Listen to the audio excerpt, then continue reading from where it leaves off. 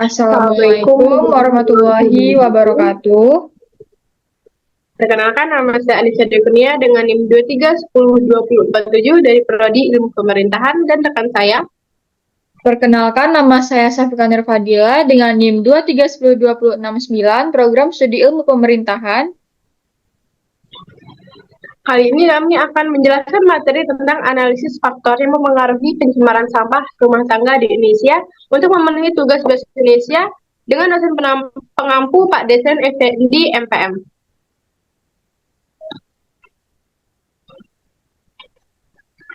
Pengelolaan sampah oleh rumah tangga Indonesia dilakukan dengan beragam cara.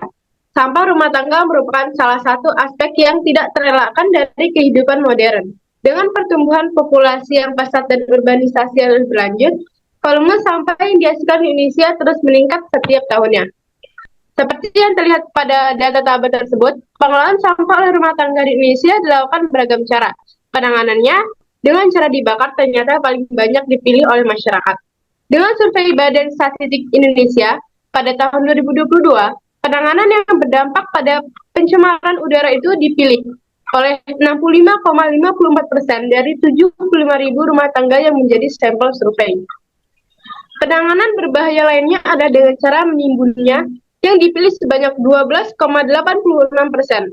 Selain itu masih ada warga yang menangani sampah dengan membuangnya ke sungai atau selokan atau saluran air sebanyak 7,96%. Ada juga yang membuangnya di sembarang tempat sebesar 7,33%. BPS menjelaskan, pola data menunjukkan hubungan yang terbalik antara pengelolaan sampah dengan cara dibakar, ditimbun, dibuang ke sungai atau selokan air, dan dibuang di sembarang tempat dengan status ekonomi. Makin rendah status ekonomi rumah tangga, persentase rumah tangga yang belum melakukan pengelolaan sampah menunjukkan peningkatan. Sementara penanganan yang lebih aman seperti diangkat petugas dipilih oleh 26,56%. BPS menyebutkan bahwa persentase pengangkutan di daerah perkotaan 10 kali lipat lebih tinggi dibandingkan dengan pedesaan. Hal tersebut memungkinkan berhubungan dengan infrastruktur pengelolaan sampah di daerah pedesaan yang masih lebih rendah dibandingkan dengan di perkotaan. Di samping perilaku masyarakat pedesaan yang umumnya masih tradisional dalam menangani sampah, cara aman lainnya dengan dibuang ke tempat penampungan sementara atau TPS, dibuat kompos, disetor ke bank sampah hingga didaur ulang, mendapatkan porsi yang cukup kecil seperti yang terlihat pada grafik.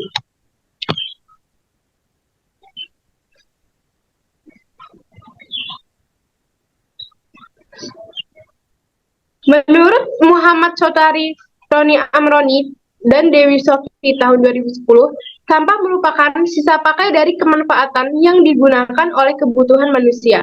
Sampah seringkali dipandang sebagai sesuatu yang tidak ada manfaatnya. Sampah dipersepsikan sebagai sesuatu yang tidak mempunyai nilai. Secara umum, manusia menganggap sampah adalah barang sisa dari aktivitas manusia dan keberadaannya mengganggu estetika lingkungan. Menurut Widya Damko tahun 2002, sampah menurut kelompoknya dibagi berdasarkan jenisnya.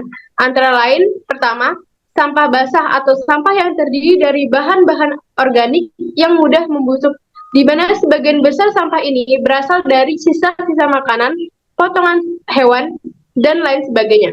Yang kedua, sampah kering, yaitu sampah yang terdiri dari logam seperti besi tua, kaleng bekas, dan sampah kering non-logam.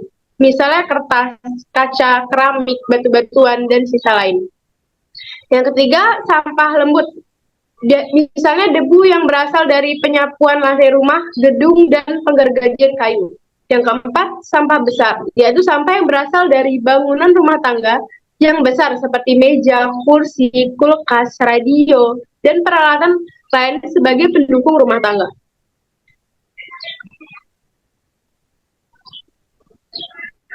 Lalu faktor internal, yang pertama pengetahuan. Tingkat pengetahuan individu tentang pengelolaan sampah memainkan peran penting. Kurangnya pemahaman tentang pemilahan, daur ulang, dan pengurangan sampah dapat menyebabkan pencemaran. Yang kedua, persepsi. Pandangan individu terhadap pentingnya pengelolaan sampah mempengaruhi perilaku mereka. Jika persepsi positif terhadap praktek pengelolaan sampah, kemungkinan mereka akan lebih peduli terhadap lingkungan.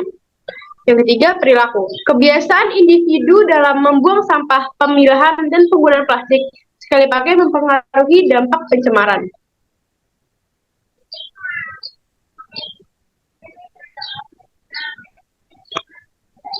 Faktor eksternal. Yang pertama, peran pemerintah. Kebijakan regulasi dan program pemerintah mempengaruhi pengelolaan sampah. Dukungan pemerintah dalam infrastruktur pengelolaan sampah sangat penting. Yang kedua itu ada peran tokoh masyarakat. Tokoh-tokoh lokal seperti pemimpin komunitas atau tokoh agama dapat mempengaruhi kesadaran dan perilaku masyarakat terkait sampah. Yang ketiga, peran swasta. Perusahaan dan sektor swasta memiliki tanggung jawab dalam mengurangi dampak sampah melalui inovasi produk dan praktik bisnis yang berkelanjutan. Yang keempat, ketersediaan sarana dan prasarana.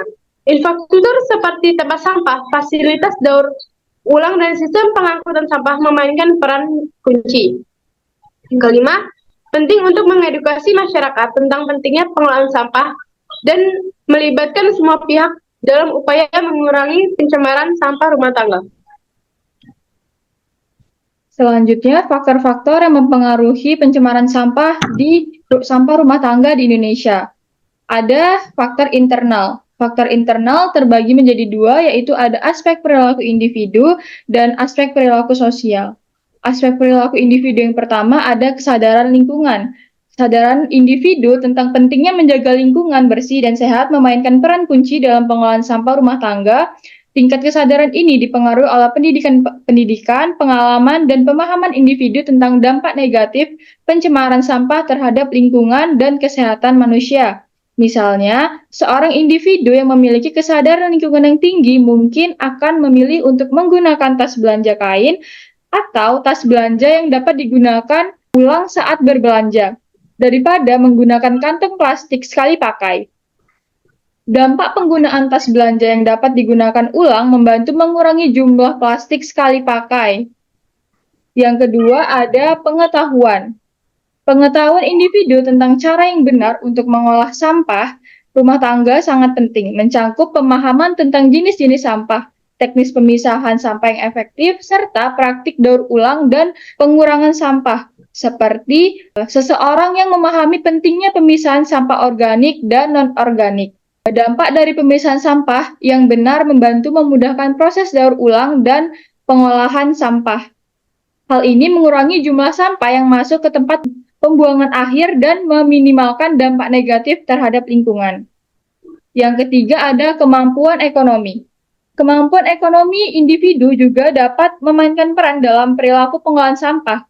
Seperti individu yang mampu secara ekonomi mungkin akan memilih untuk menggunakan layanan pengolahan sampah yang lebih baik, seperti berlangganan layanan penjemputan sampah resmi daripada membuang sampah ke sungai atau tempat pembuangan sampah ilegal.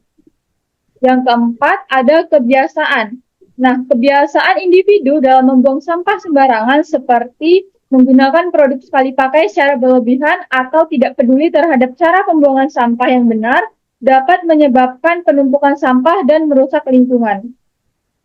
Selanjutnya, aspek sosial. Yang pertama ada pendidikan dan literasi lingkungan. Pendidikan lingkungan yang menyeluruh di sekolah dan masyarakat dapat meningkatkan kesadaran dan pengetahuan masyarakat tentang masalah pencemaran sampah.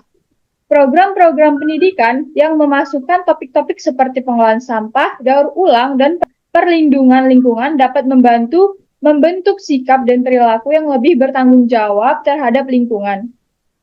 Yang kedua, budaya dan norma sosial. Norma-norma sosial dan budaya juga berpengaruh besar terhadap perilaku individu dalam mengolah sampah rumah tangga. Misalnya, di beberapa masyarakat, membuang sampah sembarangan dianggap biasa dan diterima. Sementara di tempat lain, praktik ini dianggap sebagai tindakan yang tidak bertanggung jawab, mengubah norma-norma sosial yang merugikan lingkungan. Selanjutnya, yang ketiga, akses terhadap infrastruktur. Ketersediaan infrastruktur pengolahan sampah yang memadai juga mempengaruhi perilaku individu dalam membuang sampah. Infrastruktur yang baik, termasuk tempat pembuangan sampah yang teratur, sistem pengangkutan sampah yang efisien, dan fasilitas daur ulang dapat memudahkan individu membuang sampah dengan benar. Sebaliknya, jika kurangnya infrastruktur dapat mendorong praktik-praktik pembuangan sampah ilegal atau sembarangan. Selanjutnya ada faktor eksternal. Yang pertama ada kebijakan pemerintah. Kebijakan dan regulasi pemerintah terkait pengelolaan sampah memiliki dampak besar, seperti tingkat pencemaran. Hal ini termasuk kebijakan tentang pemilihan sampah, pengurangan penggunaan plastik sekali pakai, pembatasan pembakaran sampah, dan peningkatan infrastruktur pengolahan sampah. Yang kedua, ada infrastruktur pengolahan sampah, yaitu ketersediaan dan kualitas infrastruktur pengolahan sampah seperti tempat pembuangan akhir, fasilitas daur ulang, sistem pengangkutan sampah, dan sebagainya. Yang ketiga ada perubahan pola konsumsi. Perubahan pola konsumsi masyarakat seperti peningkatan penggunaan produk kemasan sekali pakai dan barang-barang konsumsi yang tidak ramah lingkungan dapat menyebabkan peningkatan volume sampah rumah tangga dan berkontribusi pada pencemaran lingkungan. Yang keempat ada tingkat industrialisasi dan urbanisasi. Pertumbuhan ekonomi, industrialisasi, dan urbanisasi menyebabkan peningkatan konsumsi dan produksi sampah rumah tangga. Peningkatan jumlah penduduk di perkotaan juga meningkatkan tekanan terhadap infrastruktur pengolahan sampah yang mungkin tidak cukup mampu menangani volume sampah yang dihasilkan. Yang kelima ada kesadaran masyarakat. Jadi, tingkat kesadaran masyarakat dan edukasi masyarakat tentang pentingnya pengolahan sampah yang ramah lingkungan juga merupakan faktor eksternal yang memengaruhi pencemaran sampah rumah tangga. Selanjutnya ada teknologi dan inovasi. Perkembangan teknologi dan inovasi dalam pengolahan sampah seperti teknologi daur ulang yang lebih efisien dan ramah lingkungan dapat membantu mengurangi jumlah sampah yang berakhir di tempat pembuangan akhir dan mengurangi pencemaran lingkungan. Jadi, berdasarkan materi yang sudah kami jelaskan, bahwa kesimpulannya adalah faktor-faktor mempengaruhi pencemaran rumah tangga di Indonesia adalah bahwa masalah ini kompleks dan melibatkan berbagai aspek, baik internal maupun eksternal.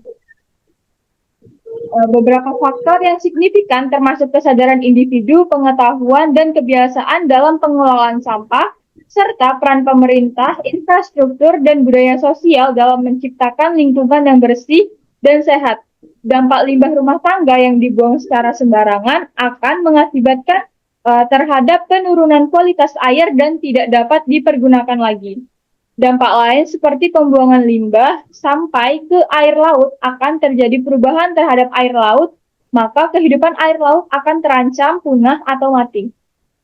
Diperlukan adanya pengakuan hukum terhadap pelaku pencemaran lingkungan hidup serta memberikan sanksi yang berat. Dan terhadap limbah rumah tangga diperlukan adanya aturan jelas dan tegas, serta adanya sosialisasi yang terus-menerus kepada masyarakat tentang pengolahan limbah rumah tangga. Saran dari kami yaitu pendidikan dan kesadaran lingkungan sangat diperlukan.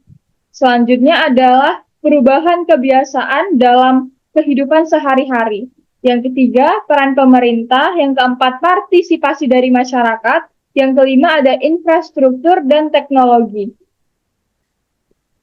Sekian presentasi materi dari kami tutup dengan mengucapkan Assalamualaikum warahmatullahi wabarakatuh.